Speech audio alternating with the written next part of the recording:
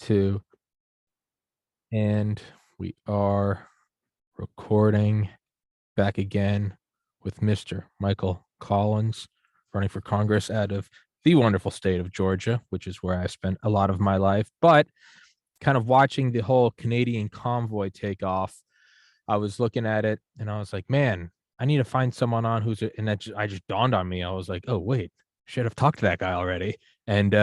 But for all the new listeners, Mr. Collins, please introduce yourself and tell them why you are actually a pertinent person to talk to about this. Well, Tommy, I appreciate you having me on again. Out of 435 people in Congress, you may not believe this, but there is not a single one of them that is in the trucking industry, somebody that owns and operates a trucking company on a daily basis. And that's what I do. I have been in the trucking industry now for a little over 30 years. I am a second generation at it, but my wife and I, we started our own company, and today we run just north of about 115 trucks all across the country. So it's a very good, hard business and industry that has been just pounded on and regulated, overregulated and overtaxed.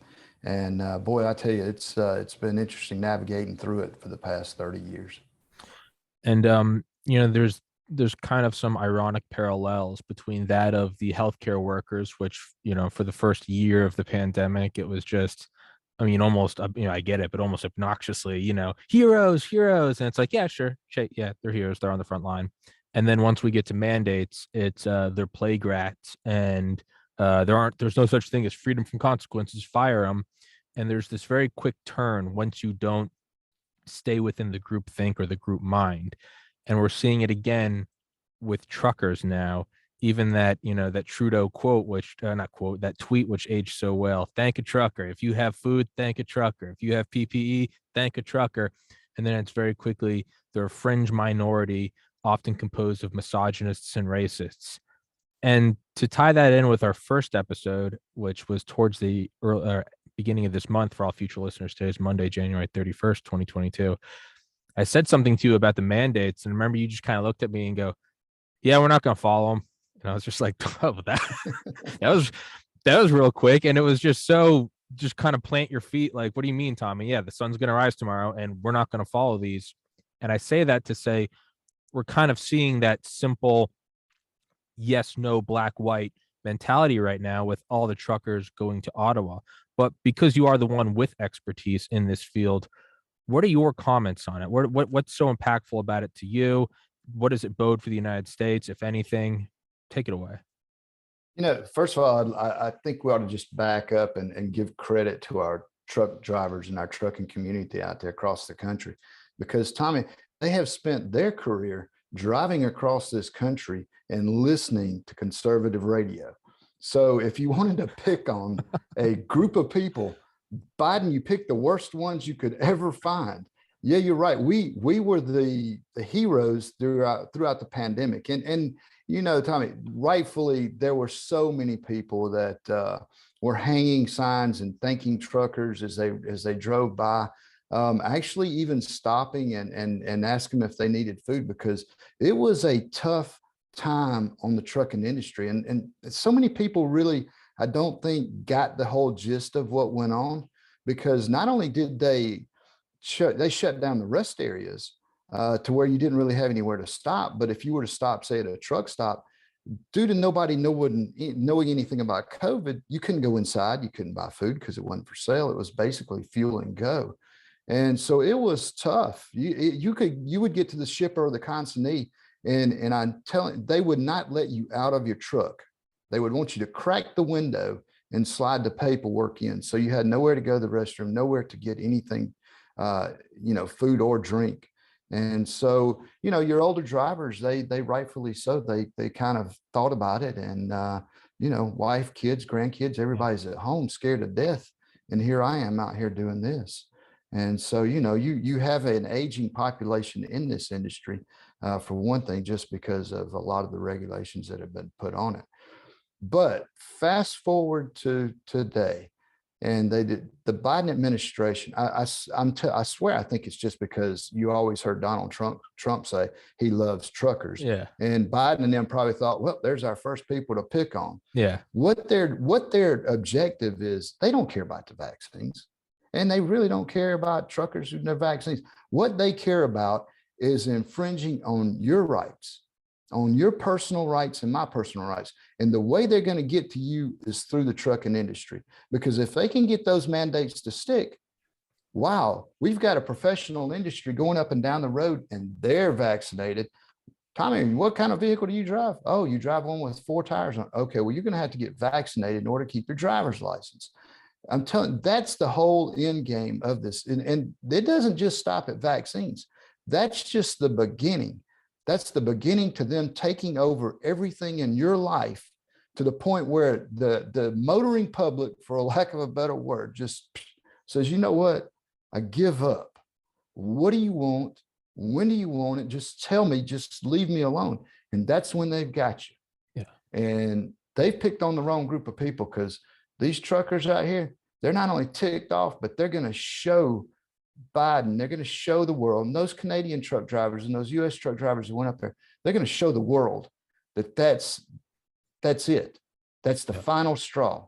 And it's time to get off our backs and leave us alone. Yeah. No, and you're right. And it's beautifully said to point it out like that. Is has nothing to do with the vaccine. Like, it has nothing to do with that, because once you have introduced the idea that the government can require X for you to participate in polite society. It's one thing if, the government requires a driver's license to drive, and it's like, yeah, well, sure. I mean, it's something we all kind of accepted a while ago, right? But there are other things where if you have to do X in order to very simply participate in society, you have now, doesn't matter what that is, whether it's getting an experimental injection or whether it's wearing a Scooby-Doo Band-Aid on your shoulder or anything in between. If you have to do this to participate in society, well, then you've just opened the door. Now it doesn't matter what it is. Now it doesn't, you'll start with vaccines. We'll start with for your health. And then we'll move to, I don't know, are you wearing a tracer? Are you, do you have the GPS on your phone at all times? How many weapons do you own? Which Republican Party have you voted for or candidate have you backed before?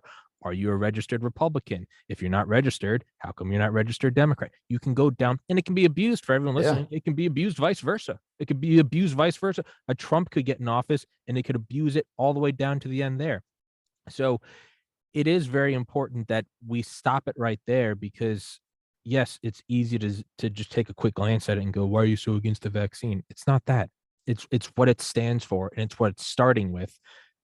And if it is fought for by a group of, I mean, I don't think you could have a more independent group of people than truckers. I mean, driving around with your cabin attached to your wheels, going across the country just solo. And like you said, yeah. And if they aren't listening to conservative radio, I guarantee you they're listening to Joe Rogan. They know what's going on. They're probably more read into this than you and I are.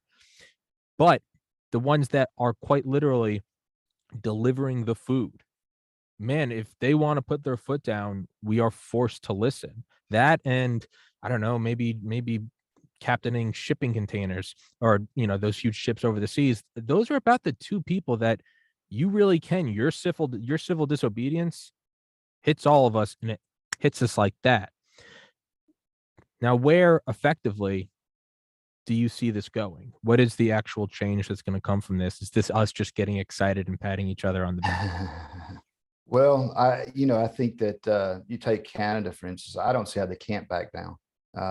When you have that big of an uprising and you have that big of a show of support, not just trucks going down the road, but you've got people on the side of the road, on the overpasses, showing up in Ottawa, that gets the attention of the politicians, because most of them, they just want to maintain power anyway. And so if they see that sort of show of force, they'll back down. They should back down. That's the only right thing to do.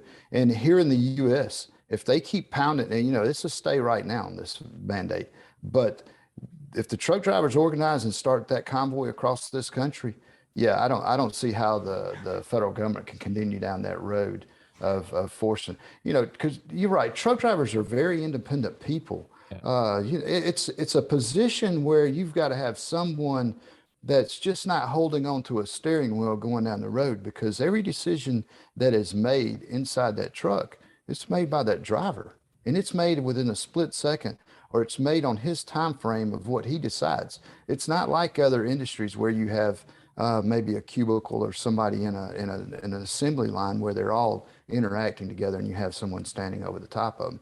So you've got an industry out here that is vital to the supply chain. And we have a supply chain crisis going on right now.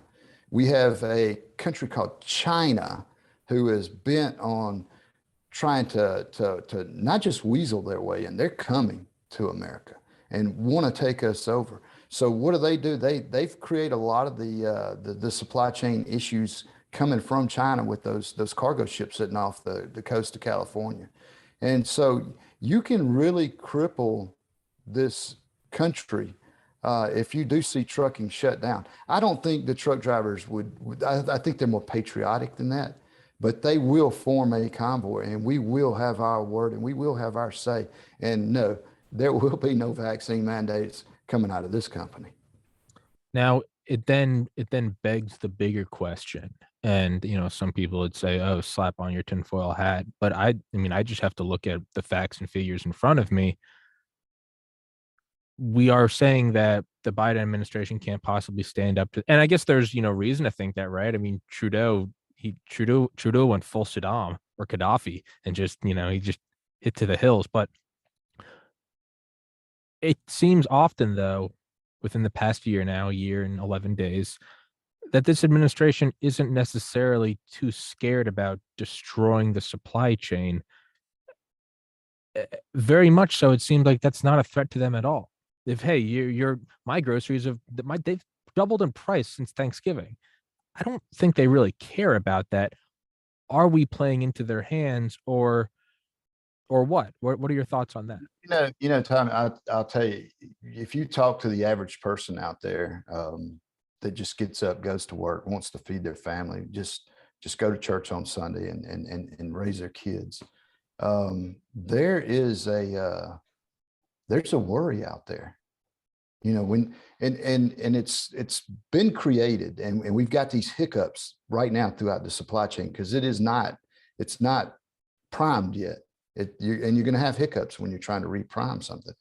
But with the amount of inflation and the amount of empty shelves that are in these stores, people see that. And you know what they say, perception is everything. And that's room to worry. When you go to the grocery store and you can't find something like chicken wings, Mhm. You begin to scratch your head and say, what's going on here? I've got kids to feed. These people depend on me to not just make a living for them, to provide for them. And the shelves, I don't care what Biden says. I go to the store. I go to the store all the time. And there are plenty of empty shelves up through there. And the ones that aren't, they've got one or two cans blocking out the front so you can't see behind it. And it's probably something nobody wanted. But there is a lot of concern out there, and it is growing. And as that continues to grow, this administration, if they don't pay attention to it, they're going to get beat worse than what their beating is going to be in the midterm election. And we have been seeing I've been seeing this since April, when I've been out talking with people. They want their America First agenda back. They want they want their freedoms back. They're tired of this pandemic. They're tired of every time they turn around, we're talking about shutting down the economy. We're talking about people staying at home. We're talking about you got to wear a mask or you're going to get, they're tired of it. And I don't see how the administration gets out of this one. Yeah, they can double down all they want, but I just do not see them coming out to the good on this one. Yeah, it is kind of like watching someone play whack-a-mole, right? I mean, Mhm. you can kind of get away with it. You can kind of cover up some stuff here and, oh, the economy is slowing down after the 90s, but 9/11 just happened and now we got to go to war. Like you can kind of sites, oh wait, financial crisis, but hey, hope and change Obama. Yeah, oh, two wars going on, but Trump comes into office. There is some wiggle room. Like there's admittedly some wiggle room where you can kind of sidestep here and sidestep there. but it's often with, and I don't mean to make light of them, but it's often with like pet issues. What is your stance on abortion? What is your stance on bump stocks on guns? What is your X, Y, and Z, right? Gay marriage, or do you have to sell the cake? But I mean, what's that baseline?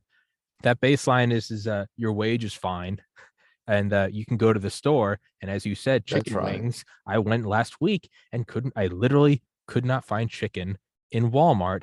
And I am 5 miles from one of the biggest poultry corporations in the United States. So all these all these lighter issues, if I may, they can only exist when the essentials are taken care of. I can only be concerned with, am I going to wear a blue shirt today or a black shirt today? Because the camera's working, the microphone's working, you got the Zoom invite, like we're good, we're on fire, let's do this thing. But once that bottom foundation that everything else is built upon starts to tremble and starts to crack and starts to fall through, that's when there's going to be some real change. And I mean, man, then it comes back to the 2020 election. And does it even matter? I mean, can it even matter if it seems like it's going to be stolen again? But it almost seems like it's being pushed so far in one direction. I don't know how you could steal it. I mean, at a certain point, no one cares about these pet issues when their groceries have gone up 400% in a year. They're gonna go Yeah. vote for the guy. Yeah. Well, and I think that along the voting process, you're exactly right. I know here in Georgia, it's still the number one issue. We're a year later, we're a year past even the runoffs. And you've got a certain amount of the electorate that just don't have any confidence in the way our process works here in Georgia with those machines. And the simple fix would be to get rid of them. And I hope they do. I know they've got some bills in the General Assembly now that address that to get rid of them and the absentee ballot problem that we had. But you're exactly right. I think we're at a point that the administration thought that they could play this pandemic. And as you notice, there's another variant out there. I mean, we've got to Mhm. keep pushing variants to where they can push that narrative to keep those absentee ballots Mm. flowing, for a lack of better. And that in itself was where a lot of our problems were here. So if they can keep that going, they think that they have a chance in the midterm election. Unfortunately, what they can't have any control over, they don't have any control over, is what you said, food on the shelves. Even when you ride down the road and you go past a car dealership, Yeah. and what, a dozen cars out there that are new to where they usually have 150 to 200, people see that. They cannot hide that part of it. And not just the people that were upset from the last election, but now you've got the general public out there that is really seeing some things going that we've never seen in our lifetime. Yeah. And that worrisome part right there is what's going to doom the Democrats in the midterm. Yeah, it is that thing. I mean, I'm only 31 and it's nothing I've ever seen. It's nothing my parents have ever seen. It's that sort of, you almost don't notice it when it's always there, right? Like the dryer was just on and now it's off, and I can kind of notice it's a little more quiet in here, but I didn't even realize it was on when we first started doing this. It's when that persistent kind of input source all of a sudden goes away, you never quite realize what it's like when you drive by. And to you, it's just a normal background of life. All the car dealerships are stocked full. You just go to Walmart and there's just overflowing with everything. And if it's not there, it's because there's someone going to grab it from the back. But now you're starting to, I mean, I'm going to Walmart after this, and I'm You hoping know, that the chicken's there. Tommy, you take like our industry. Sure. Now we normally we're on a cycle where we replenish our trucks every year. And in order for me to keep my accounting straight, according to my accounting, I have to buy 25 trucks a year to keep that depreciation rolling. We got 5 trucks last year, 5 new trucks. So we changed our business model to where we are retaining our old equipment longer. We're making an investment in them. Now, what that does, and we're not the only one, you're talking about an industry-wide movement.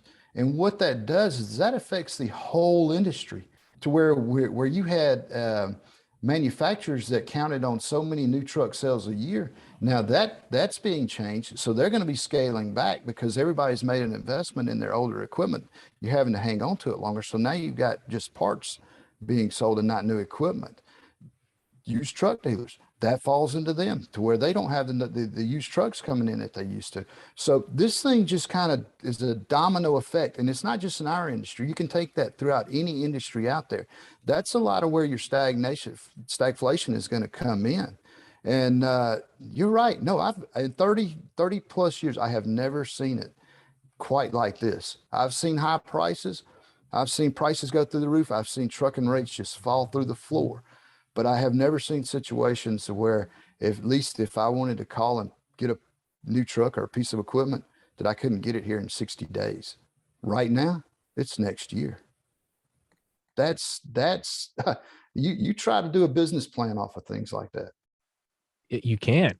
You Mm-mm. every model, yeah, every model is set up and it's also intertwined and interconnected. How okay, now let's play devil's advocate. And I think a lot of these problems could go away if you just lifted mandates and let people go back to work. But let's play devil's advocate. Biden also inherited a pandemic. No, Trump got it, and Biden. No one else has inherited a pandemic since what 1919, inheriting after or whatever. Woodrow Wilson's still in there. How much of this is expected in the wake of a pandemic regardless? And I know this isn't maybe the best question to ask a guy who's running for a Republican seat, but just out of the just for the in the sake of in the spirit of being, being able to open our minds and look at it all and say, is I this would open my mind and say they should have fired Fauci months ago. That's what I would say. yeah. The guy has gotten it wrong every time. Yeah. He honestly reminds me of a squirrel trying to cross the road. He dashes over here, he's over there, he's back over here, he's back over there. He really had no leadership, and he has no leadership skills. Either that or he is really way out there with whatever he's trying to really accomplish. Yeah. And maybe it's a little of both. I'm not sure, but that's where your problem is. He was a carryover.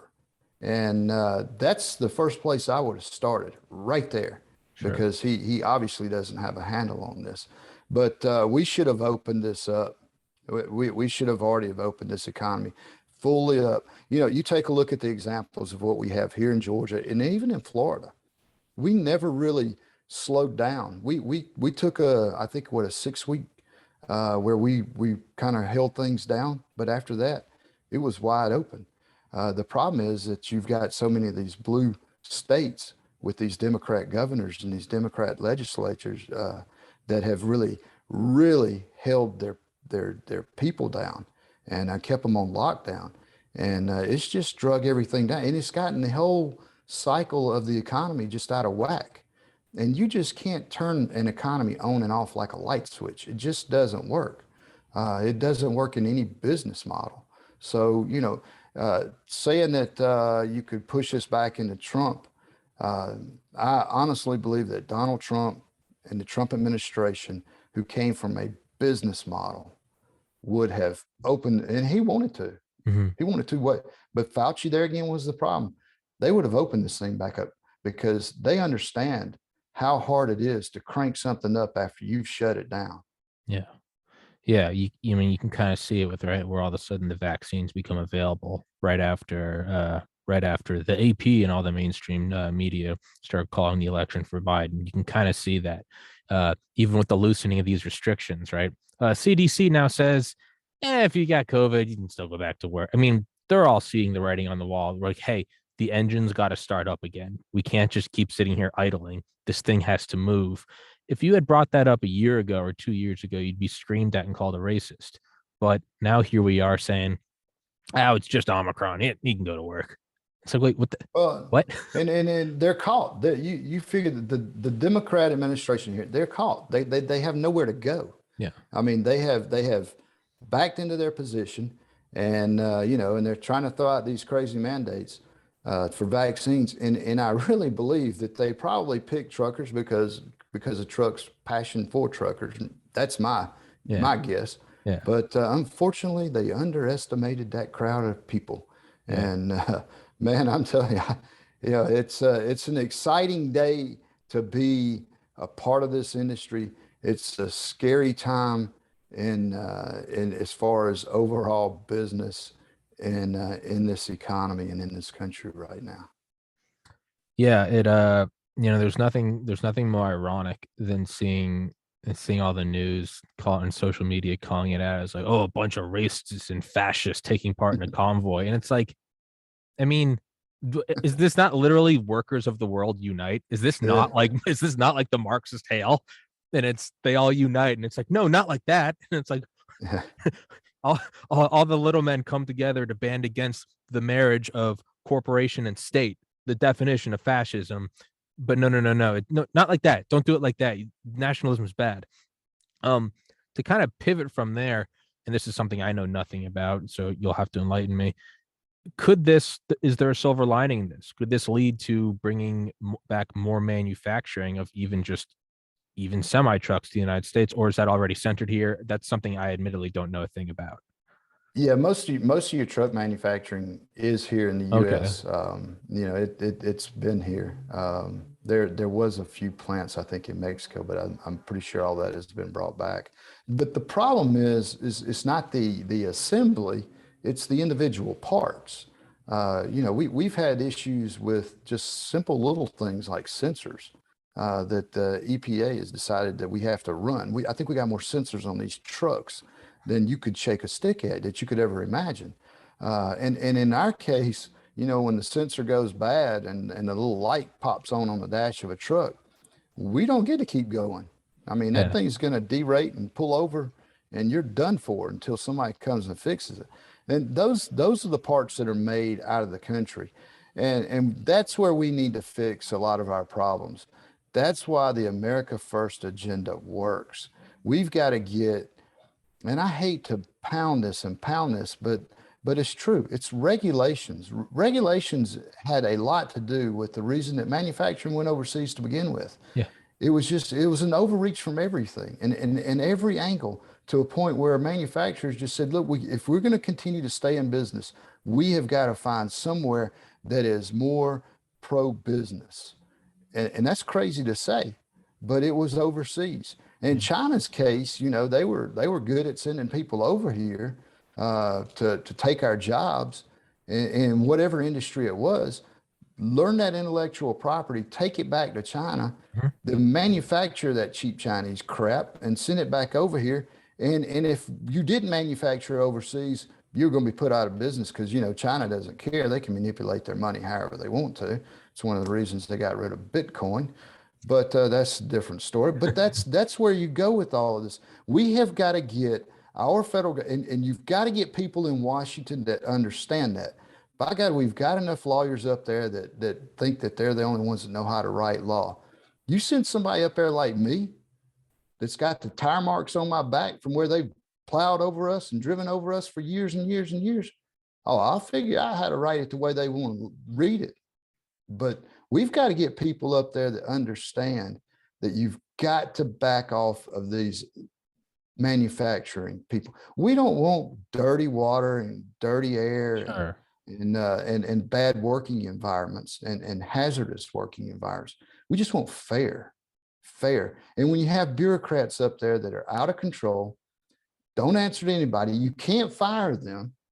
And the way that they get another feather in their cap or another step up a ladder is to put another regulation on you. And that's what we've got to stop. That's what we've got to rein in. And that's what we've got to have some oversight with Congress. And we've got to make this more pro-America, pro-business society. And I'm telling you, Tommy, you do that, you get this inflation under control. And the only way you're going to do that is to get a balanced budget amendment passed and start reeling in this debt, bringing this debt down. And then you will see this place hum. What scares me to death right now is these interest rates. You have an uptick in interest rates.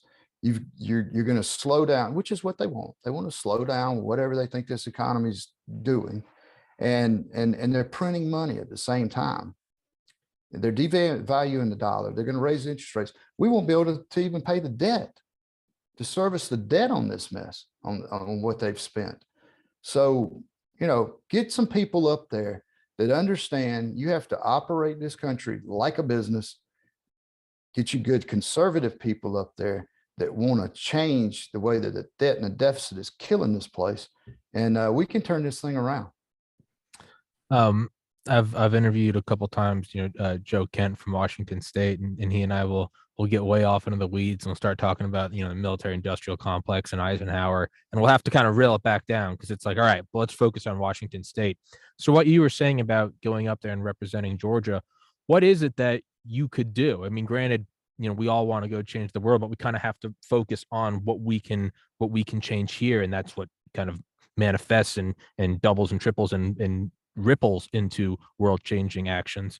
What is it that you can do?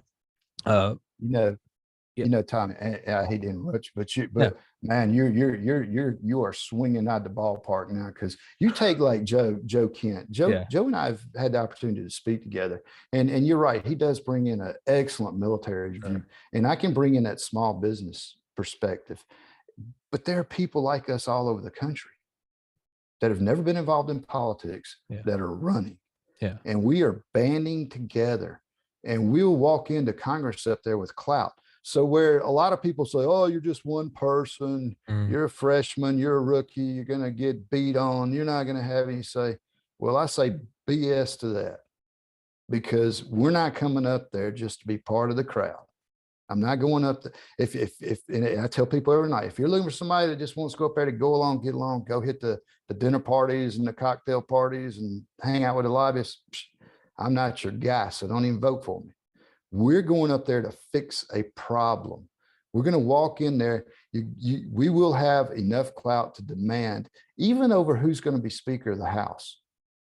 You take, for instance, just because you've been there forever and you've kind of worked that political ladder, well, what's your perspective on where we're at? yeah, Show me some goals, because I haven't seen anybody pay the price for impeachment of Donald Trump from our side.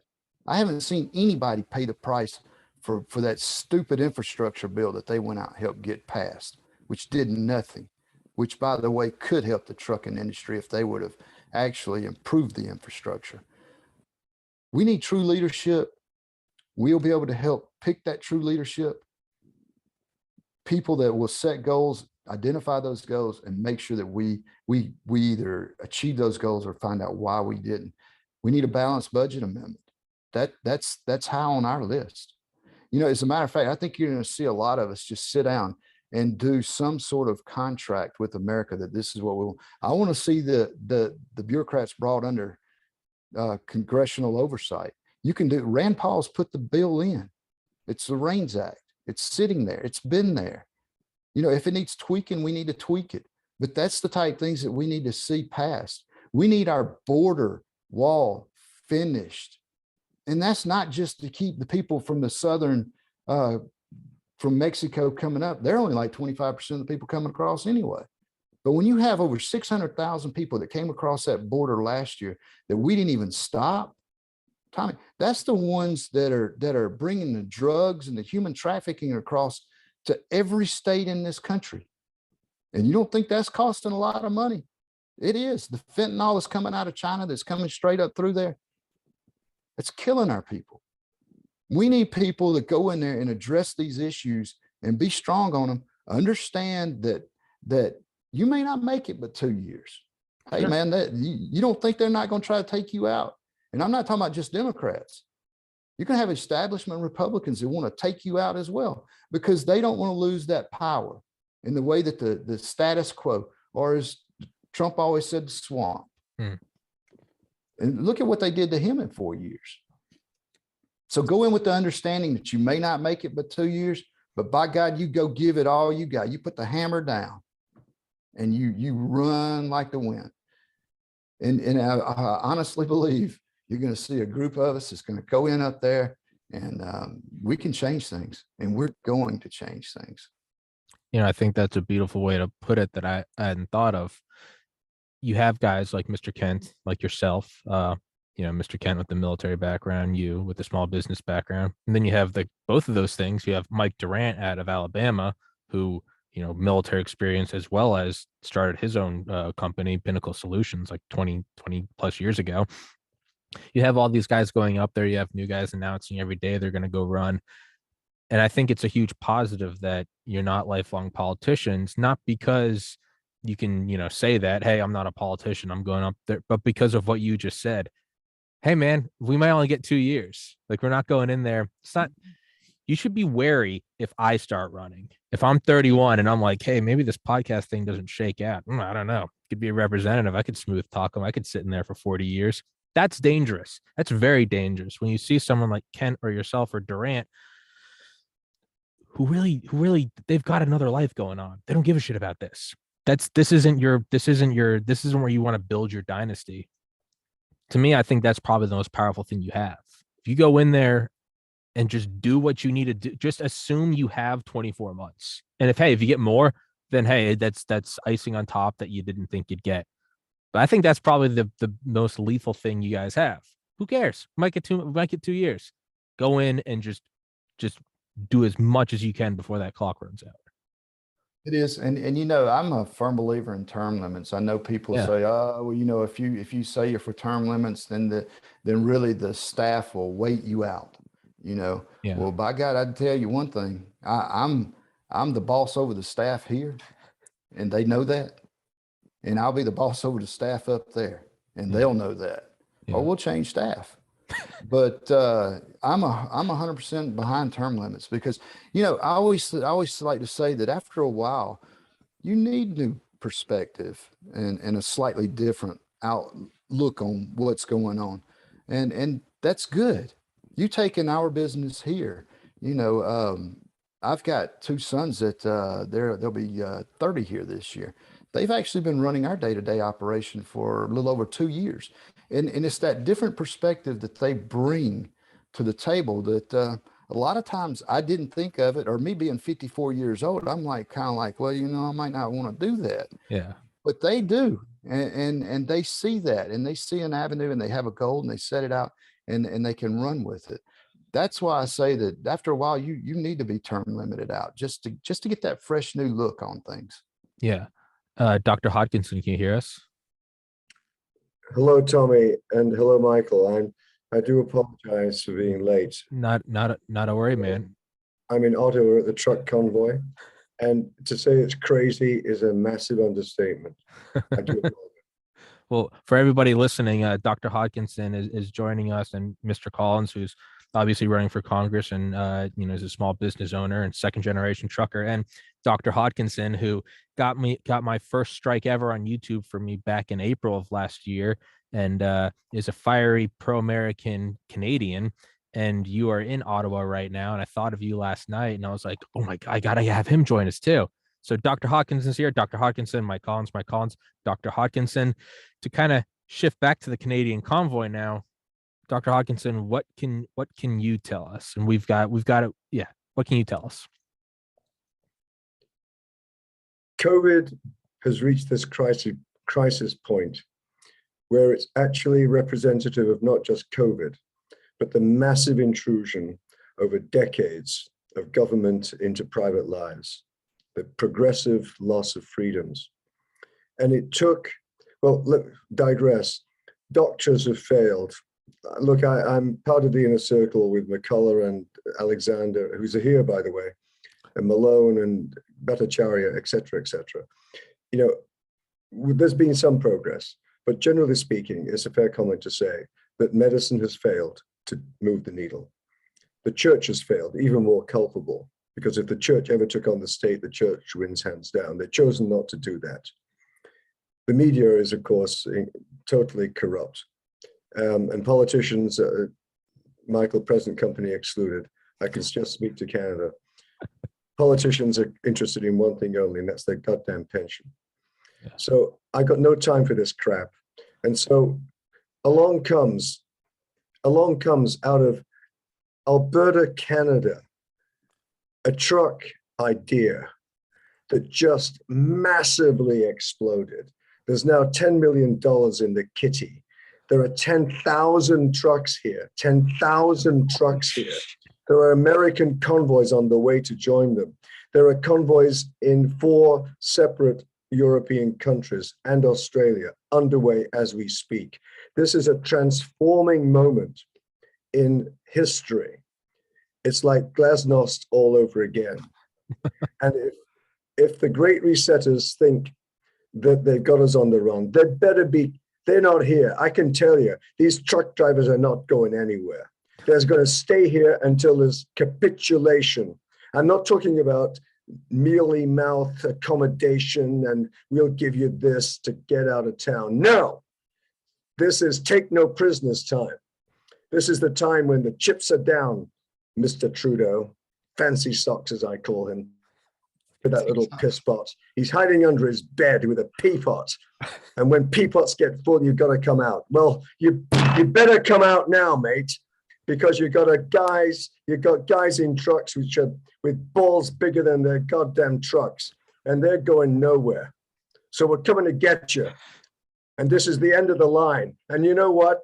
This is a transforming moment, not just for COVID. Oh, no, it's much bigger than that. This is a transforming moment for society at all levels: politics, religion, medicine, the media. Things will not be the same when the dust settles, because we got your number. You've all been lying through your teeth. You're compromised. You're corrupt. You trampled on medical ethics, which have been there for hundreds of years. Informed consent, first do no harm. We got the state playing medicine, not just on one person, which is medical malpractice, but billions of people internationally. This is the grossest example of medical malpractice. Dr. Hodkinson, I think we lost you. Well, Mr. Collins, if you had any wonders as to how I got a suspension. Wow. I like that. He's hitting a nail on the head, though, on everything he's talking about. You know, you can see the frustration in him, Sure. and you can feel the frustration of the people that have shown up with their trucks and their rigs, and the people that are just there to support them. And he's right, not just there, but in the U.S., everywhere. And it's good to see. And that's why I say this can't hold up under that much pressure now.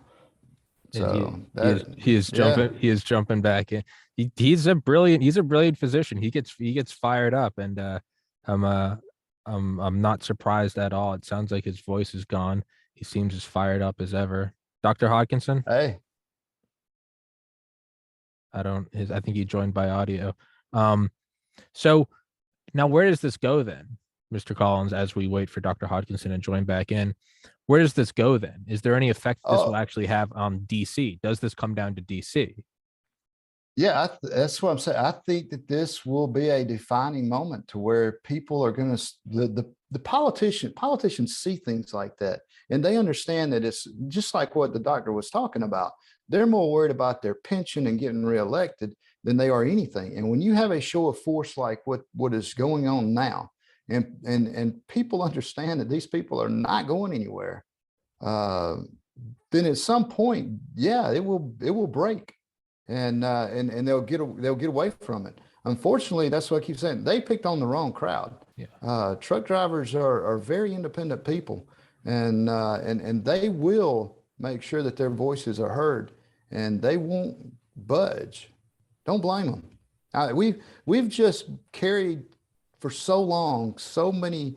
Every time you know, I always used to laugh when I talk to people. I tell them, you know, you come to work every day and you just wonder what's the next thing on the list that the government has thrown at us for this industry. Yeah. And we've got regulations that are coming down in the next week that I don't agree with. It has to do with new drivers trying to enter our industry, and it's just not right. And you have a federal government. Most of them have no clue of what they're talking about. They're just up there making regulations, and glad to see that we are standing up, and of course we're going to be right there behind them.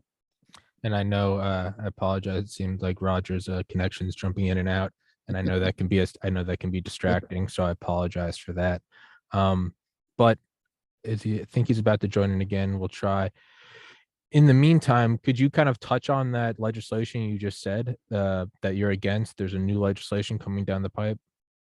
Yeah, well, what they've decided to do is if you want to get into the trucking industry, you have to go through a certified school to get signed off on your hours to take the test.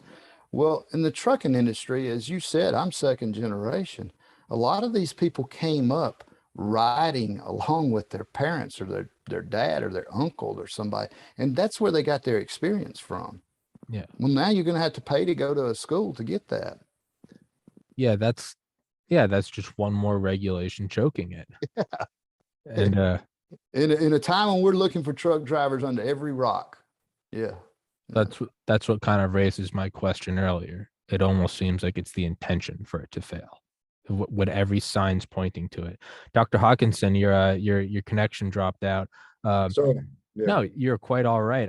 That was the most perfect introduction of you that I've ever had before. Just come in shooting from the hip. That's why I love you. Dr. Hodkinson, so I've got Mr. Collins for about 10 more minutes, and seeing as how he and I have been going back and forth, is there anything else you'd like to add, as you are our eyes and ears on the ground up there, as well as for all the listeners who know him from past episodes, you're a very well accomplished and accredited pathologist, but you can go find a CV for another time. And I think his connection's freezing up again. Oh, there he is. He's back. Hello. Sorry about that. No, you're quite all right. There's so much bandwidth being used up here to get out of Ottawa, because I can tell you, this is the most electric moment in my career. It is unbelievable. The sounds, the passion, the number of people, children. There are no wackos on the streets. This isn't January the 6th. No, these are ordinary people, dirty fingernails, committed, deeply, honest, generous, hardworking people with their families in tow, little girls on the sidewalk carrying makeshift signs. Dr. Hodkinson? Yes. You froze up for a second. You were saying little girls on the sidewalk with signs? It's enough to make you cry. Yeah. It's a massive outpouring that Canada has never seen. It's an order of magnitude greater than anything that's ever happened in this country. And it's become infectious internationally. I don't think it could well be the start, Michael, as I said, of a great reset of our own. Be careful of what you wish for, Davos, Soros, and co, Gates. Be careful of what you wish for, because this is going to come back and gobsmack you. I don't think I've ever heard you without your voice before. So I guess that's testament to how electric it is indeed. Dr. Hodkinson, as having on Mr. Kenton, bringing on Dr. Malone, I figure now that I've got you here as well as the medical professional, what would be your words of wisdom, because you are Mr. Collins' a senior as well as mine? What would your words of wisdom be, not just as Mr. Collins, who has a lifetime of experience in trucking, but as well as a man running for Congress in the United States, as a medical professional and as our eyes and ears on the ground in Ottawa? What would be your words of wisdom to him on what needs to be done? I mean, granted, that's an abstract question, but what advice would you dispense to Mr. Collins? Oh, and we lost him. I'm sorry about this, Mike. It's the connection. No, that's fine. I think he's really, by what he says and what he's seeing up there, it's kind of neat to be part of the catalyst. Sure. And that's a lot of what trucking and the truck drivers, I think, are being there, a catalyst, and letting the rest of the people of the world know that, it's bigger, and it's not just the trucking industry. It's everybody involved. And it's a power grab by the federal government, be it Canadian or be it US or wherever. And you've got a group and an industry that is willing to start the movement and to step up and say enough is enough. And it is so good to see other people, ordinary people, clamoring and gathering around them and just joining in on this. It really is a historical moment now. It absolutely is. Dr. Hodkinson, before you before you cut out again, because it does seem like the bandwidth is completely screwed up there and strained. To go back to my question, what words of advice would you dispense to Mr. Collins? Well, it's presumptuous of me to give, but this is what I'm observing as an astute observer of history and recent events. The dam is about to break. The tea leaves are obvious. Britain, Ireland, Denmark, Holland, Ontario, Saskatchewan, in different ways, mealy-mouthed sometimes, hand-wringing, yes. But the dam is about to break, and it's about to break, and any politician sensing this should head for the... And the high ground means one singular thing, not just running away. It means putting your standard in the ground. And it means saying something contrite that connects with people for the first time. What an unusual idea in politics to say, I was wrong. I want to be on the right side of history. And at the next election, I want people to remember that, because people will forgive if it's said with appropriate gravitas. People will forgive even a disaster of this scale. And that's my advice to Trump. Having followed American politics very closely for the last number of years, I'm actually more an American than a Canadian. I know. I'm a Trumper, big time. However, he was dead wrong on everything to do with this corona thing. This wasn't a China virus by Fauci. And what he's got to do is put his standard in the ground, stop this nonsense about bragging about his booster shots. For God's sake, get ahead of the curve. You've got to make Fauci and Birx, heads have got to roll. Even though you don't have the authority, you've got to essentially execute them on camera. Because we know from insider information exactly what happened at that table between Birx and Fauci and Trump. We know chapter and verse. Very confidential, can't give you the source, but it's very, very clear what happened. Trump was a very successful businessman who wanted glory. Yes, he's a narcissist, but he delivers on his promises. What a concept. And he bought the idea of glory from Fauci, who was just trying to save his own skin. And he bought it hook, line, and sinker. The glory of a vaccine that was miraculous over 6 months. Fauci knew the danger. He knew that it wouldn't work, but he pushed it anyway, and Trump bought it. And now he's paying the price. In my opinion, Trump lost the last election because of COVID, because the Dems maliciously and efficiently milked the whole fear of COVID into absentee ballots, which they knew they could manipulate. He's not very careful. During the next 18 months, the autopsy of what happened for the lay public will be written by the likes of Alex Berenson and co, Dellingpone in Britain. And it will be laid out in graphic lay language with bullets as to exactly what has happened over the last 2 years, how everything was wrong, how it all had monstrous complications that touched everybody. And the Dems are going to lay that at Trump's feet. And he could lose the second election because the Dems are going to milk this to the hilt. He could lose the second election because of failing to make Fauci the fall guy. And he's got to do it now. No more of this bravado about booster shots and all that. No, he's got to step up to the plate and say, I was wrong, and say it now, because in 2 weeks it's all over. It's too late. You can't do the mea culpa when it's obvious. You got to get ahead of the curve right now. Sure. Well, as Mr. Collins, who's running for office and isn't a sitting politician, doesn't need to apologize for anything. Mr. Collins, your closing thoughts on that, and to cover my bases for as I'm sure the FBI is watching, metaphorically calling for the execution, not literally. My podcast does not condone that, neither does Mr. Collins. Mr. Collins, your thoughts on that? And as you can see, Roger's a little more fired up than normal. I wasn't expecting that. Well, yeah, Dr. Hodgkinson is saying exactly what we've been talking about for the past 45 minutes, and that is Sure. the fact that Fauci has got to go. Yeah. There's not been any confidence in him at all. The fact is, when this pandemic hit, the average person was scared to death. Yeah. Nobody knew what was going on, and the only person that you had that the entire country was leaning on was Dr. Fauci. And then unfortunately, he had no idea. He changed his mind every third day, it seemed like. So you're exactly right, doctor. That's where the buck stops right there. And that's the first guy that needs to go. He should have already been fired.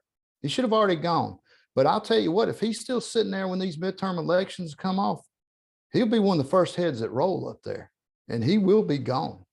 But before he gets fired by Biden or whomever, Trump has got to fire him on camera, even though he doesn't have the authority. He's got to slaughter the guy and put a great distance between him and 24. Yeah. Yeah. I mean, you do have to, whether you're going into office or whether it's, as you said, Roger, whether you were in office, people are willing to forgive. People are always willing to forgive. People are willing to forgive, that the 9/11 attack happens. You're willing to forgive a defense surveillance net, that something happened, that there was compartmentalization. People are willing to even 2008, people are willing to forgive things happen. Listen, sorry, Tommy, I've got to go. You're fine. Yeah, you're fine. We all got to wrap. But as a student of history, I'll say this as my final comment. Listen, this is much bigger than COVID. Yeah. Democracy is at stake. If Trump doesn't not get in 24, God help us all. Yeah. Internationally. Amen. Mm-hmm. And he's got to step up to the plate and say that big mea culpa, because the Dems are just going to trash him. Yeah. Yeah. Well, Dr. Hodkinson, thank you for joining. Yeah, you got to go. Dr. Hodkinson, thank you so much. And I guess we'll wrap this one up. So, Mr. Collins, closing thoughts. Nice meeting you, Michael. Thank you. Good to meet you. Thank you, Doctor. Enjoyed the conversation. Best of luck. Best of luck in your own campaign. We're going to win our race down here. We're going to win our race. We're going to put some solid conservative America First agenda business people up there to run that place like a business. One of the first things that we will do will be oversight on all of this mess that has been called a pandemic, because you're exactly right. It's more than a pandemic. That's the ruse. That's the ruse to the end game of what they want, and that is control over this country and control over the American people, and to get rid of our freedoms.